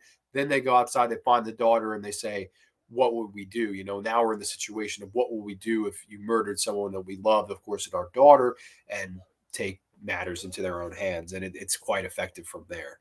I like this room, too. It's so 70s. Like you have the peace sign, the turtle dove, all the pictures of Sandra Peabody as a kid with flowers kind of using to pin him up. I don't know, very 70s, man. It's very of the era. And of course, what are they called? Polaroid photos of her, at Christmas and stuff like that. Again, make me think about her childhood and her opening presents on Christmas Day. And then I just saw what happened to her. Drives home the horror that much more. It's really a powerful film. In the original Nightmare on Elm Street, Nancy is watching the original Evil Dead in order to stay awake. And Evil Dead 2 in the basement scene, if you look closely, you guys can spot Freddy's glove. Yes, that's right. And that's really cool that they kind of paid it back both ways here. I will say this dinner scene always felt weird because the lighting is odd. It looks like they're just sitting in a room of nowhere. There's no wall. Like there's just a blackness behind them. Like I never understood this scene. I don't know if it was just poor lighting in the room, but it's odd. And of course, they're all eating like fucking gabons or animals, and it's fucking downing wine. Sadie's downing wine like it's her last fucking supper. It is their last supper. I guess it was fitting that they eat like pigs. It was their last supper. People always call Carpenter the master of horror, but Craven has made some of the best films too. They're both some of the best filmmakers, but Craven had an amazing contribution to horror. A lot of people disagree with this. I think Wes Craven's better. And we did a horror roundtable episode where we discussed my question I brought up to everybody was Craven versus Carpenter. Who do you like better? 3 of the 4 people on the panel said Wes Craven, including myself. So I thought that was really cool. And my buddy Whopper Horror, Brandon, he made a great point. He said John Carpenter, all due respect of how great he was, and he cared more about camera angles and the scope of films and Dean Cundey and all these things. He said all due respect to him, but he never made anything as raw, gritty, or anything as Last House on the Left or The Hills Have Eyes. He said he's never made or directed anything that comes close to those 2 movies. And I agree. I think that's me and Brandon, we look at horror very similarly. Like, they don't make horror for us anymore. They don't. They really, truly don't. It's funny. This is coming from a 25-year-old. Like, they don't make horror for me anymore. They never fucking will. This is the era we live in now. But that's why I appreciate the horror that was made for me then. That's at least how I look at it. I know a lot of people will probably be like, but that's kind of where I'm at. John Steele Resleeve says heavy hitters were born in the 70s. Hell yeah, man. I completely agree with that. part of me feels like I am from the 70s because I love all, like, 70s my favorite era of horror for sure. Craven's my fave. I love Craven, man. To me, like, I will take a lot of Craven films over most Carpenter films. Like, I feel like with Carpenter, almost everybody will tell you Halloween's the greatest horror movie ever made. Like, it is the most beloved horror film ever, and I love it. But man, like, I agree. I think there's something more gritty and raw and horrific about the movies that Wes Craven made, especially at this time, early 70s to early 80s. I mean, just that grit were there. But John, we have The Conjuring and Insidious. Oh, hey man, I love Conjuring and Insidious. Don't get me wrong. I would just say that I think Craven's better. I really do. I do think, Wes Craven did great stuff. LMAO. One could argue Wes Craven is better, but damn, I adore me some John Carpenter films, and I have that man's autograph. I love Western supernatural films. Don't get me wrong, I love John Carpenter too. But I think in the terms of the old school exploitation, John Carpenter never really made exploitation. Like, and that's not a problem. John Carpenter didn't want to make exploitation. He wanted to make films. Like, John Carpenter is a great filmmaker. He made great non-horror films and Elvis and Assault on Precinct 13. But I think, like, when I think horror, I look a lot at exploitation, Grindhouse, the marketing campaign, keep repeating, it's only a movie, only a movie. That, to me, it's just like, it's a different level. John Carpenter never reached that level, but there's a lot of horror fans that aren't looking for that level. They're fine with, a pinnacle or top or art. I like gritty, raw films like this from the 70s, and the Carpenter really never made that. That's my thing. John, isn't Hereditary your favorite? Fucking no way. Fuck that fucking piece of shit movie. That fucking garbage. Fucking idiot brother. Let me take my sister, who's fucking deformed, to a party and give her a fucking pot brownie, and then she's going to stick her head out the window to breathe and then get her head decapitated. Let's have all of these miniatures and not do fucking dick with them. Then our stupid ass son is banging his head on the fucking table and flying out of a fucking house like he's the fucking Wizard of Oz, and then flies into the fucking treehouse and he has the Burger King crown. And everybody, oh, Grande, wasn't that a scary movie? You're a bunch of fucking lunatics, man. The Lodge for life, man. Watch The Lodge. Craven versus Carpenter. Oh, man, that is impossibly tough to choose. I think I lean towards Craven. Very cool. Another Craven on the hype train, man. I was surprised when I brought it up in the roundtable because a lot of people said Craven. And part of me thinks that, like, that says a lot, because I think if you generally, like, if it was Family Feud and Steve, oh, by the way, welcome Anthony. If this was Family Feud and fucking Steve Harvey was talking, survey says, 100 people, Craven or Carpenter, I would guess like 70 would say Carpenter out of the 100. But when we did that show, man, 3 out of the 4 of us said Craven, and a lot of people in the chat said Craven. A lot of people said Carpenter too, but that was really a fun, like, one of the most fun questions of that whole show, hearing people go back and forth with it. Because we did Romero versus, we did Fulci versus Argento, the previous roundtable, and then we did Craven Carpenter, and Craven won. So I thought that was really cool. Carpenter is my favorite filmmaker, not taking it back. Oh, you don't have to take it back, man. I hear that completely. I don't think you're alone. I think a lot of people would agree with you. It all comes to personal preference. To be fair, exploitation, not my favorite. Exactly. And it is my favorite. It's definitely my favorite subgenre of horror, because it's real. It's raw. I like horror like that, and Craven really got that, especially in the early part of his career. Carpenter, it's much more like an artist, and Brandon made that point too. I think everybody has good points here. LMAO, yeah, no, fuck Hereditary stinks. Serpent of the Rainbow is my favorite film from Craven. Oh, wow, that's an interesting favorite. I really like that film too. I believe John Steele was putting that one over before, man. I love that movie too. Of course, Our Parents Are Found, Mary Here. And you have this kind of cool blue hue on them, which I really like. I think this kind of artsy look to it here. Hey, baby. They're trying to talk to her, tell us what happened. Tell us what happened. And, very cool. Hereditary is such a lame film. I hate the protagonist of the film, but Aiden, he's supposed to be likable. But I argue that if it doesn't make for a compelling one. Yeah, no, the Hereditary sucked. Serpent of the Rainbow, the hammer scene. Oh, dude, that is every man's nightmare, man. Speaking of hammer scenes, we're getting a hammer scene in the movie right now. Fred Lincoln is going to get his teeth taken out. Bang! He's going to get his fucking teeth taken out. This was apparently Fred Lincoln's idea. Fred Lincoln had a ton of ideas for a movie he doesn't like or it is ashamed to be in.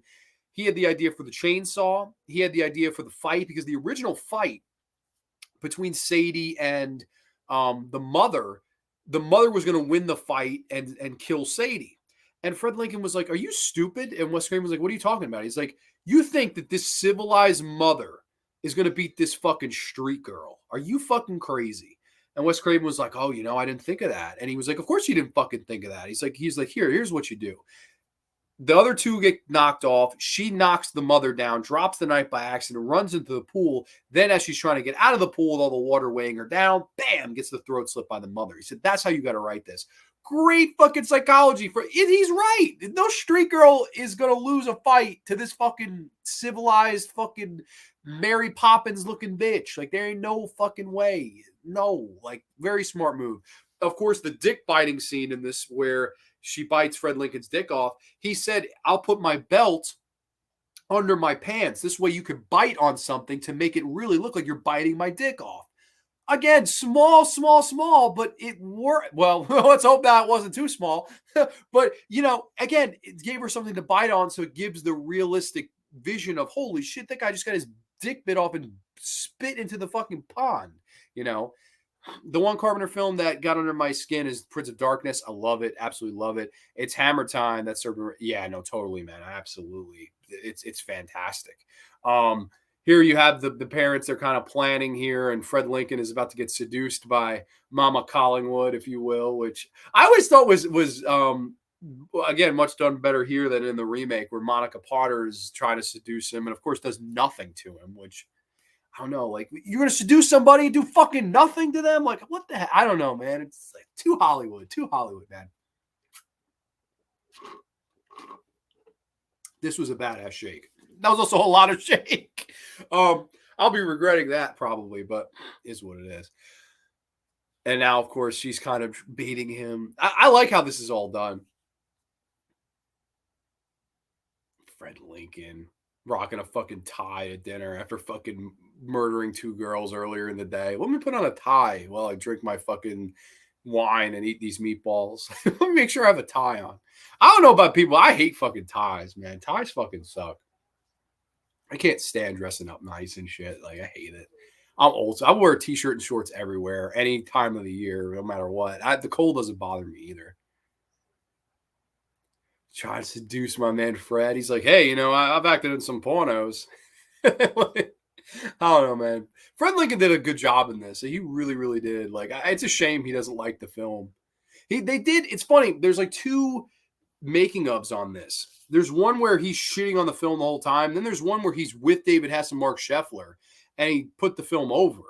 So I thought that was kind of odd. And then Wes Craven and David Hess kind of bury him on the one where they're all separated. So it's weird. Like, they bury each other on one and they're all buddies on the other. I don't really get why. Like, because Fred Lincoln has just said bad things about the film, unfortunately.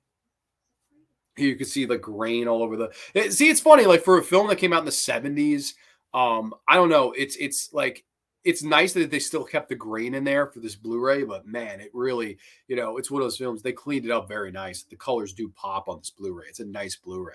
I don't know. Part of me wants to see this film on VHS.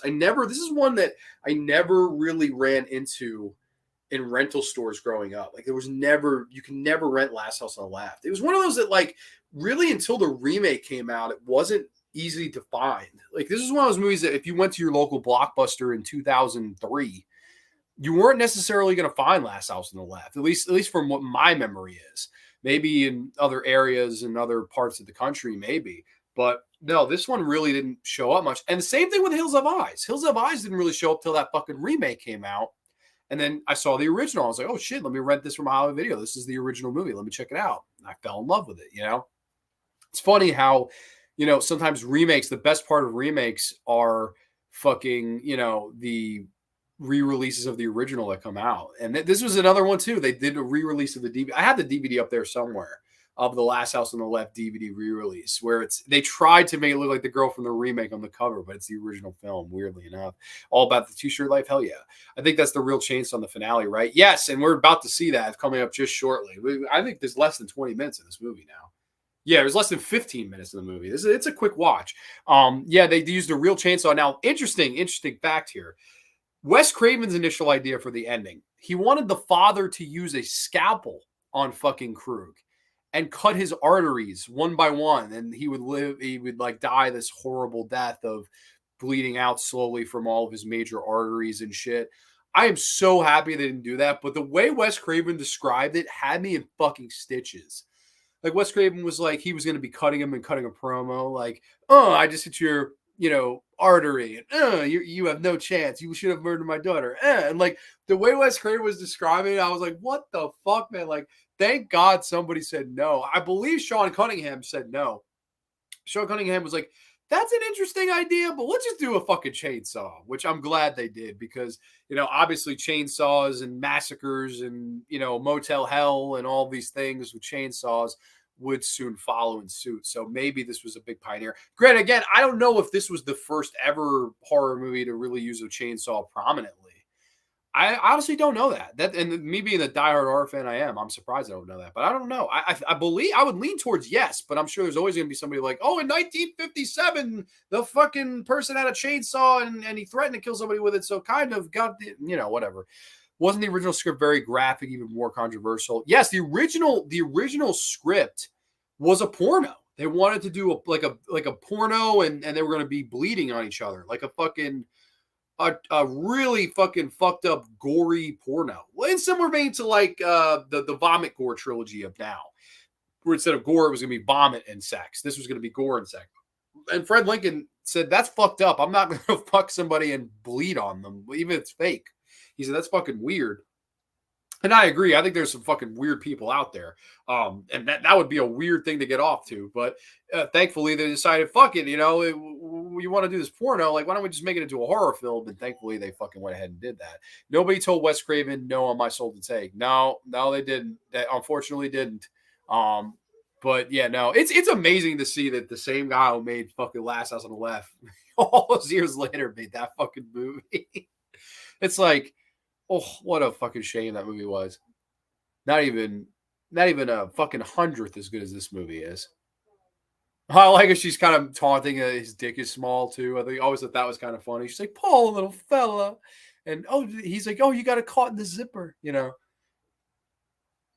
I really like. I know I said this at the outro. I've always wondered what the parents, like the actors that play the parents, thought of the film.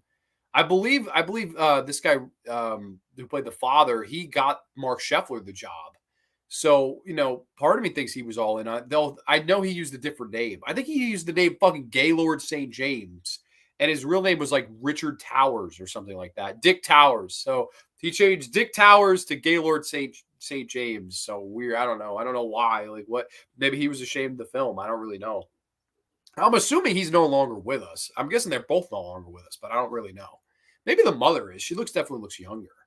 But yeah, no, I don't know. I've never seen interviews with either of them. A lot of people won't even do them. Like I said, Sandra Peabody will not do an interview for this film. She's just so appalled by her performance and, the subject matter. And I can understand why, but I think she did a great job in the film, contrary to what she thinks.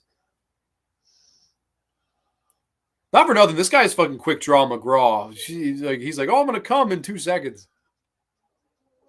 And they play this fucking music and then, oh no, every man's nightmare. Oh shit. Oh no. And bro, that effect of biting the belt worked. And I'm like, she just kind of slowly, she's just like, all right, let me put this in the water. Ew. And the scream, dude. Oh my God. It's done really well here. They also do a similar scene in I Spit on Your Grave where she cuts it off. That's horror. That's even more horrifying, I think, because he doesn't notice it at first. He's like, "Ooh, you have magical hands. What'd you just do there?" And you see the blood squib, and you're like, "Oh my God, she cut his dick off!" And look what she's done to me. And she locks him in the fucking bathroom. Classic stuff here. They've turned out the lights on us, by God. Look, when you're a Hollywood producer and a master like Wes Craven is making stupid money on these horror films, he must be doing something right, and they allowed him freedom on soul. Sure. That was, I guess, all the great movies, he earned the right to make that one. Oh man, I love Hess here. You're almost as good as Sadie. taunting his father as he's punching him. I love that, man. Taunting. You murdered this guy's daughter, and he's throwing his best at you. He's throwing hard right and left hands at you, and he's taunting him, saying, "You're almost as good as my girlfriend." It's just brilliant. David Hess in this last like finale should have won an Oscar for this. He's so good. We're just playing games, Daddy. What are you gonna do with yourself? Oh my God, he's so good. David Hess is like not having this, man. David Hess would have fucking beat this guy in a real fight. If this guy didn't have a chainsaw, David Hess absolutely would have killed him. Oh, man. I like the fight, man. Apparently, Fred Lincoln said he choreographed all the fights, too, and he sees the dead daughter on the couch. She was a lot tougher than you, Pops. Oh, man. It's fucked up. Like, he's so good at the mind games. David Hess would have been a great pro wrestler, I think. He would have been a perfect heel, like heel manager or something. Oh my God, dude. Hess is great, man. May he rest in peace. I always just like get so sad that Hess died so young. That's somebody that like of the horror celebrities that have passed away, he's the one I probably would have wanted to meet the most. Like Fulci, and then I would say definitely David Hess. Like I think David Hess would have been so cool to meet. Like, oh, here's his son. No. You can't shoot your father. I like how he tells him how to point the gun. I need you to point the gun just like this. Just like that. Fucking great. There's a little notch on the back there you might want to click. I love this fucking unfazed. There's a gun pointed at him, and he's the more intimidating one of the two. It's just they do not make them like David Hess, man.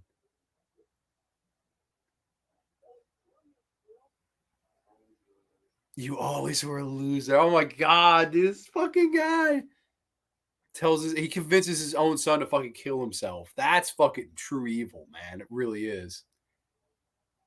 This scene, if you notice, it becomes particularly grainy. I'm guessing they didn't have a good print of this particular scene.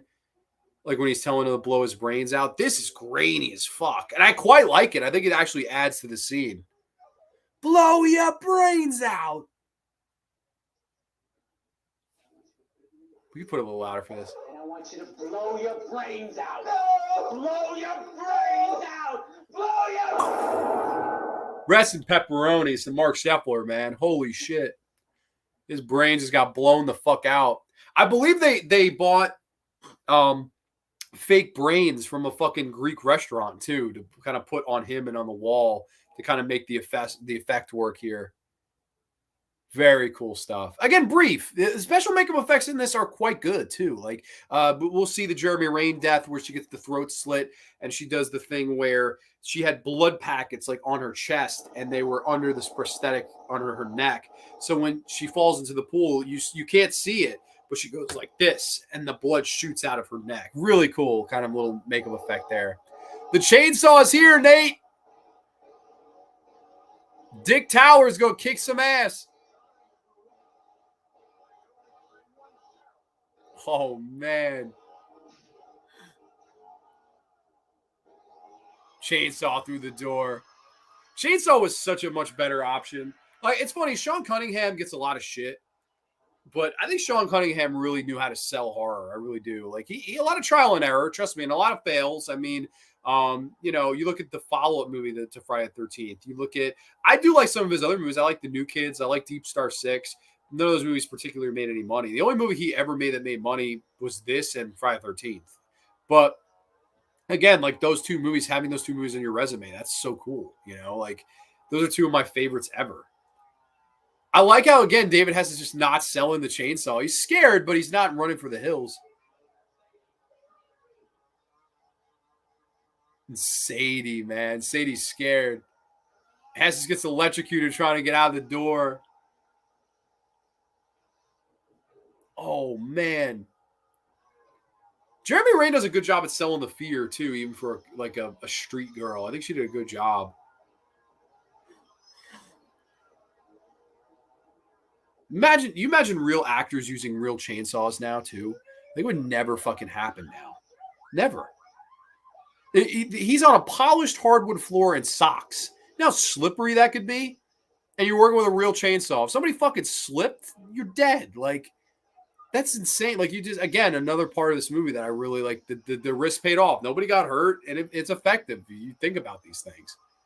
Now, of course, like the street girl's fighting the mom, and of course, the street girl's got to win that fight. Like, I agree with Fred Lincoln, man. Maybe a little tussle. You can have mama hold her own for a couple minutes, but Jesus Christ, you can't have her beat the street girl. It's just so stupid. Sometimes these little changes can make a movie that much better. I like this final battle, man. Yeah. Makes you beg the question, what is what they did worth it? Because we're wrapping up here. It's towards the end. Was it worth it? Their daughter's dead. They got their revenge, but their daughter's still dead. That's a big question that always people kind of mention. It's like, did they really win? Oh, pool bump. From what Jeremy Renner said, that pool was like rancid and green and shit. And I was like, dude, like, again, it sells the effect so much. You're a trooper for just jumping in, man. That must have been a fun thing to shoot. Now I like this gore scene. I think this is nice. Oh, the cops are here.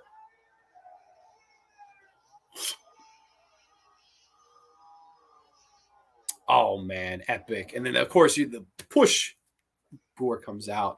Brief, quick cut, but it worked. It really worked. I think that effect works. It looks like she fucking got her throat slit to me. And then sinks under the water. And then I like they show Krug's hand like crunched like this. Like he went out a tough bastard. I like that too. And the cops are like, holy shit, man. If only we put gas in our car. And I like that the parents, they kind of console each other, and you see that the birthday banner's ripped down, their daughter dead on the couch. It's the most heartbreaking cut to credits ever, and Martin Kove grabs the chainsaw from him here. It's heartbreaking. Yes, they got their revenge, but they'll never get their daughter back. They'll probably never be the same either, and it's just one of those movies where everybody sort of loses. Nobody wins. Nobody. The cops didn't do their jobs. The parents did their jobs as parents, but it's too late. The villains get their comeuppance, and the innocent girls got brutally murdered the worst way and got their womanhoods taken from them.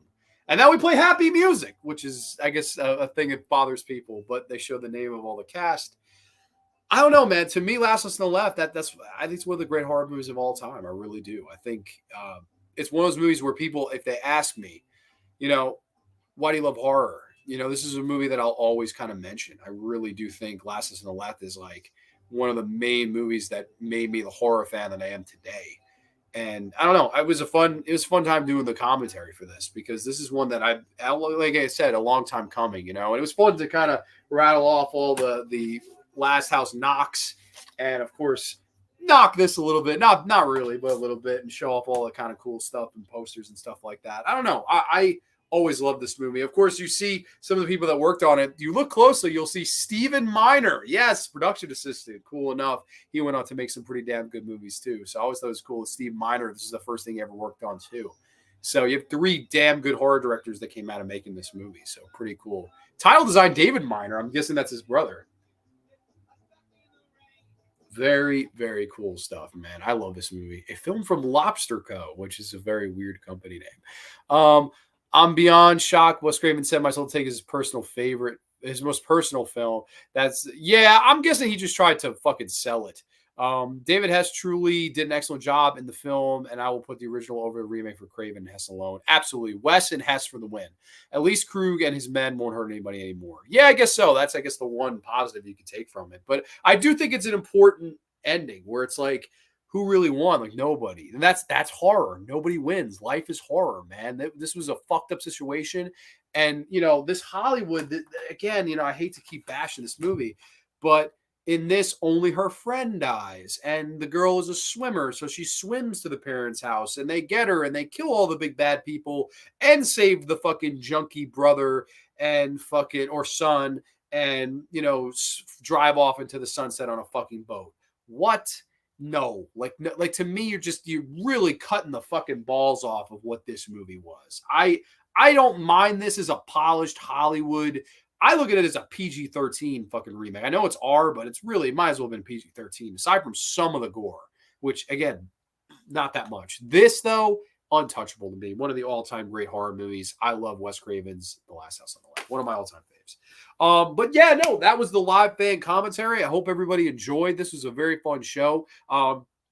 Obviously, I know these commentaries are different kind of format because obviously I like to watch the movie along and I like to interact with the chat as well. So they're not classic commentaries, but you know, I don't know. I like watching horror. That's like one of my favorite things to do. And watching a horror movie while I'm talking with you guys is always kind of a nice thing to do. But yeah, no, I enjoyed doing this. We will be back next week. I promise. I'm not sure what the topic's going to be at. I have a few things batting around right now, but we're going to get there. Of course, we're closing in on 500 subscribers. That will be really cool when we get there. I promise we'll do a big double giveaway when that happens. It looks like if mathematically we're going by this, it looks like September is where we're going to hit that number, like late September. If we're going by like mathematics, logics, whatever, that's when it looks like it could happen. Granted, who knows? A video hits big, then you get 13 subs. I mean, 13 is, it really could happen any day.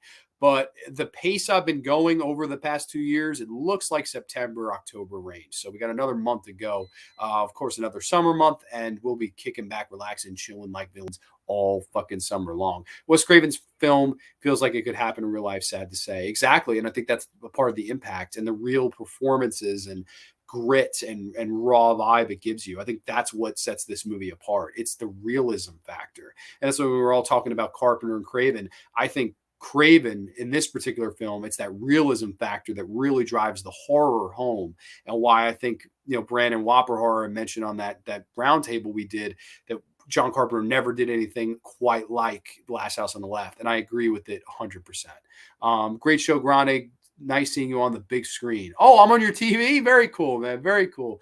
Thank you. I appreciate the kind words. But everybody, thank you so much for watching. We will catch you next time. Have a beautiful, happy, safe weekend. And we will catch you next time only on The Graveyard. Too sweet peace. And we'll catch you next time. Good night, everybody.